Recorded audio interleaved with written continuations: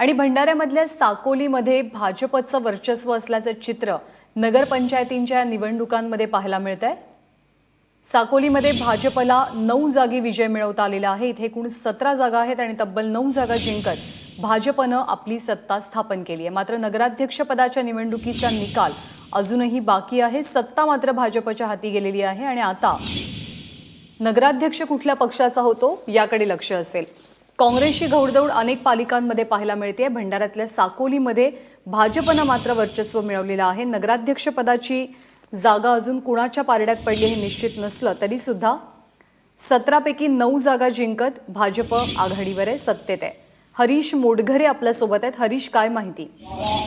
त्यानंतर साकोलीमध्ये भाजपला मोठं यश आलेलं आहे। आतापैकी 17 एकूण जागांपैकी 9 ठिकाणी भाजपला विजय मिळवता आलेला आहे।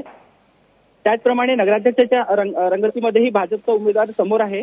तुमसर नगर परिषदेमध्येही भाजपचा नगराध्यक्ष समोर चालत आहे। तर भंडारा आणि पवनी, भंडारामध्ये या ठिकाणी भाजपचा नगराध्यक्ष उमेदवार समोर आहे। तर पवनीमध्ये नगर विकास आघाडी याने अपक्ष उमेदवार हा याच्यामध्ये समोर आहे नगराध्यक्ष पदाकरिता। त्यानंतर हरीश, धन्यवाद या माहितीबद्दल।